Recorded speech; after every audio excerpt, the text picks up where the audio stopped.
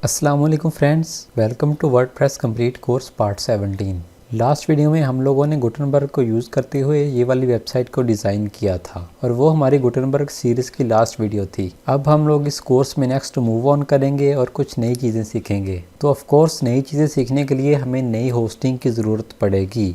इस कोर्स के स्टार्ट में मैंने आप लोगों के साथ कंप्लीट तरीका शेयर किया था कि किस तरह से आप लोग ज़ैम्प को अपने पीसी में डाउनलोड और इंस्टॉल करेंगे, उसके बाद किस तरह से उसके अंदर वर्डप्रेस को इंस्टॉल करके वेबसाइट को लोकली होस्ट करेंगे। आप लोग इसको भी इंस्टॉल कर सकते हैं, लेकिन इसमें आप लोगों को कुछ लिमिटेशंस देखने को मिलती हैं। सबसे पहले तो इसमें आप लोगों को सारा काम मैनुअली करना पड़ता है। फॉर एग्जांपल आप लोगों को डेटाबेस में यूज़र नेम क्रिएट करना पड़ता है, डेटाबेस क्रिएट करनी पड़ती है, फिर उसके बाद वर्डप्रेस मैनुअली इंस्टॉल करना पड़ता है। और सबसे इम्पोर्टेंट चीज़ कि आप लोग ज़ैम्प के अंदर एक टाइम में एक ही वेबसाइट को होस्ट कर सकेंगे। तो अगर आप लोग प्रैक्टिस के लिए एक से ज़्यादा वेबसाइट्स को होस्ट करना चाहते हैं या आप लोग automatically WordPress database user name हर चीज़ क्रिएट करना चाहते हैं, तो उसका सोल्यूशन आज मैं आप लोगों के साथ शेयर करूंगा। जिस तरह से आप लोग ज़ैम्प के ज़रिए अपने पर्सनल कंप्यूटर को लोकल होस्ट बना सकते हैं, बिल्कुल उसी तरह से ये लोकल होस्ट बाय फ्लाईव्हील को यूज़ करते हुए भी आप लोग अपने पीसी को लोकल सर्वर में कन्वर्ट कर सकते हैं। तो इसका लिंक मैं आप लोगों को डिस्क्रिप्शन में दे दूंगा। उस लिंक पर क्लिक करेंगे तो आप लोगों के सामने ये वेबसाइट ओपन हो जाएगी। सबसे टॉप पर आप लोगों को डाउनलोड का ऑप्शन देखने को मिलेगा, उसके ऊपर क्लिक करें। यहाँ इस ऑप्शन के ऊपर क्लिक करें और अपना सिस्टम सेलेक्ट करें। उसके बाद स्क्रॉल डाउन करें तो यहाँ पर जस्ट आप लोग अपनी ईमेल को एंटर कर दें।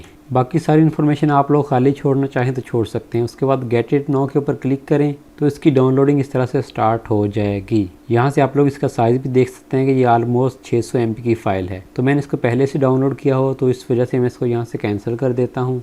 तो यहाँ पर मैं आ गया हूँ अपने डाउनलोड फोल्डर के अंदर, जहाँ पर मैंने लोकल होस्ट बाय फ्लाईव्हील का सेटअप डाउनलोड किया हुआ है। सिंपली इसके ऊपर डबल क्लिक करें तो आप लोगों के सामने इसका सेटअप लोडिंग स्क्रीन आ जाएगी। यहाँ से सिंपली इसको नेक्स्ट कर दें। उसके बाद आप लोग इसको जिस ड्राइव में इंस्टॉल करना चाहते हैं, ब्राउज वाले ऑप्शन के ऊपर क्लिक करके इसको सिलेक्ट करें और इंस्टॉल वाले ऑप्शन के ऊपर क्लिक कर दें तो इसकी इंस्टॉलेशन स्टार्ट हो जाएगी। और जैसे इसकी इंस्टॉलेशन कंप्लीट होगी, यहाँ से इसको फिनिश कर दें। उसके बाद आप लोगों के पास ये टर्म्स और सर्विसेज का पेज ओपन हो जाएगा। सिंपली इसको यहाँ से टिक करें और आई एग्री कर दें।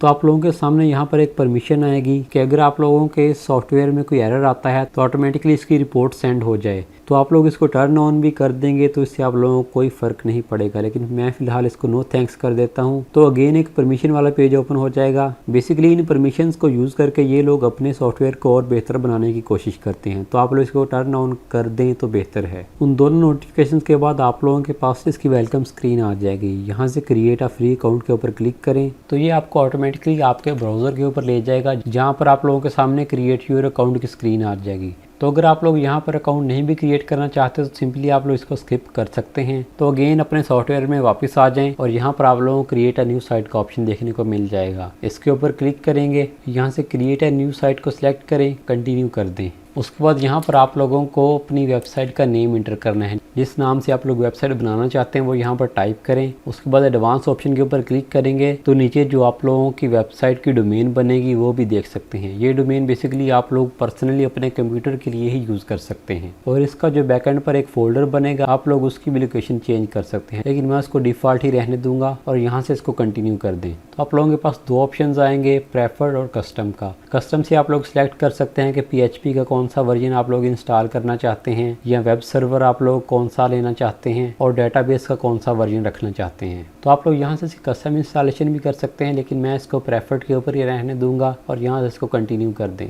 अब यहाँ पर अपना यूज़र नेम और उसके बाद पासवर्ड एंटर करें और लास्ट में आप लोग अपनी ईमेल को एंटर करेंगे, जिससे आप लोग अपना यूज़र अकाउंट क्रिएट करना चाहते हैं। इसको आप लोग बाद में चेंज भी कर सकते हैं। उसके बाद ऐड साइट के ऊपर क्लिक करेंगे तो आप लोगों की वेबसाइट क्रिएट होना स्टार्ट हो जाएगी और आप लोगों के सामने यहाँ पर कुछ परमिशंस आएंगी तो उनको अलाउ कर दें। अब ये बेसिकली ऑटोमेटिकली आप लोगों के लोकल सर्वर में वर्डप्रेस को इंस्टॉल करके आप लोगों को एक रेडी टू यूज़ इंटरफेस देगा। अगर आप लोगों ने ज़ैम्प को पहले यूज़ किया होगा तो आपने देखा होगा कि उसमें आप लोगों को पहले wordpress.org से वर्डप्रेस को डाउनलोड करना पड़ता था। उसके बाद आप लोगों को डेटाबेस में जाके यूज़र नेम और डेटाबेस क्रिएट करनी पड़ती थी और उसके बाद वर्डप्रेस को इंस्टॉल करना पड़ता था। यहाँ पर जस्ट आप लोगों को वेबसाइट का नेम और थोड़ी बहुत दूसरी इन्फॉर्मेशन देनी पड़ती है, बाकी सारा काम ये सॉफ्टवेयर खुद करेगा। जस्ट यहाँ पर जो परमिशंस वगैरह आए उनको अलाउ कर दें। अब आप लोग देख सकते हैं कि ये वर्डप्रेस को ऑटोमेटिकली डाउनलोड कर रहा है और डाउनलोड करने के बाद उसको इंस्टॉल करेगा और आप लोगों की वेबसाइट रेडी हो जाएगी। जैसे ही वेबसाइट रेडी होती है उसके बाद का प्रोसेस मैं आप लोगों को बताता हूँ। जब सारी इंस्टॉलेशन कंप्लीट हो जाएगी तो आपके सामने ये वाला इंटरफेस ओपन हो जाएगा। ये इंटरफेस मैं अभी आप लोगों को समझाता हूँ, लेकिन उससे पहले अगर आप में से किसी को ये वाला एरर आ रहा है तो वो आपको सॉल्व करना पड़ेगा, फिर ही आप लोग अपनी वेबसाइट में या वर्डप्रेस डैशबोर्ड में एक्सेस कर पाएंगे। अगर किसी को ये एरर आता है तो वो मेरी इसे नेक्स्ट वीडियो देखे, जिसमें मैंने इसके बारे में अच्छे से गाइड किया है कि ये एरर क्यों आता है और इसको किस तरह से सॉल्व करना है। उसका लिंक आपको ऊपर आई बटन में और इस वीडियो की एंड स्क्रीन में देखने को मिल जाएगा। आप वहां से उस वीडियो को देखकर अपने एरर को सॉल्व कर सकते हैं। तो आ जाते हैं वापस अपनी इसी वीडियो में। अब अगर मैं ओपन साइट के ऊपर क्लिक करता हूं तो आप लोग देख सकते हैं कि हमारी वेबसाइट ओपन हो चुकी है। इसी तरह से अगर आप लोग यहां से WP एडमिन के ऊपर क्लिक करेंगे तो आप लोग यहां पर यूजर नेम और पासवर्ड एंटर करने के बाद अपने वर्डप्रेस डैशबोर्ड को भी एक्सेस कर पाएंगे। यूजर नेम और पासवर्ड एंटर करने के बाद लॉगिन करें तो आप लोग देख सकते हैं कि वर्डप्रेस का डैशबोर्ड ओपन हो चुका है। तो अब मैं आप लोगों को इस सॉफ्टवेयर का थोड़ा सा इंट्रोडक्शन भी दे देता हूं ताकि आप लोगों को इसके फंक्शंस के बारे में पता हो। सबसे पहले तो यहाँ पर आप लोग देखें तो गो टू साइट फोल्डर का ऑप्शन देखने को मिलेगा। इसके ऊपर क्लिक करेंगे तो आप लोगों के सामने ये वाला फोल्डर ओपन हो जाएगा। यहाँ से अगर आप लोग ऐप और पब्लिक वाले फोल्डर में जाते हैं तो आप लोग देख सकते हैं कि यहाँ पर सारी वर्डप्रेस की फाइल्स आप लोगों को शो हो रही हैं। ये सारी वही फाइल्स हैं जो आप लोगों ने XAMPP को इंस्टॉल करते वक्त फोल्डर को एक्सट्रैक्ट करके वहाँ पर रखी थी, तो वो सारा काम यहाँ पर ऑटोमेटिकली हो गया है। और यहाँ लोकल साइट्स वाले ऑप्शन में देखें तो आप लोगों को अपनी वेबसाइट का नेम शो हो रहा है और इसी के नीचे वन साइट रनिंग लिखा हुआ आ रहा है, यानी कि अभी आप लोगों ने इसके अंदर एक वेबसाइट को ही रन किया है। अगर आप लोग उस वेबसाइट को भी पॉज करना चाहें तो यहाँ पर स्टॉप साइट का ऑप्शन होता है। इसके ऊपर क्लिक करेंगे तो आप लोगों की वेबसाइट बंद हो जाएगी। और अगर आप लोग एक से ज़्यादा वेबसाइट को होस्ट करना चाहते हैं, जो कि मैंने आप लोगों को स्टार्टिंग में बताया था कि इस सॉफ्टवेयर के अंदर ये फीचर बहुत ही कमाल का है कि आप लोग जितनी वेबसाइट्स चाहें वो होस्ट कर सकते हैं। उसके लिए यहाँ प्लस आइकन के ऊपर क्लिक करें, create a new site, continue करें। अगेन वही प्रोसेस जो हम लोगों ने पहले देखा था, जैसे उसको रिपीट करें। यूज़र नेम, पासवर्ड और ईमेल एंटर करने के बाद ऐड साइट के ऊपर क्लिक करेंगे तो आप लोगों की सेकंड वेबसाइट के अंदर वर्डप्रेस की downloading, database creation, database user name और वर्डप्रेस इंस्टॉलेशन सारा प्रोसेस यहाँ पर स्टार्ट हो जाएगा। और 1-2 मिनट्स के बाद ही आप लोगों के पास सेकंड वेबसाइट भी रेडी हो जाएगी। तो जैसे ये प्रोसेस कंप्लीट होता है तो मैं आप लोगों को दिखाता हूँ।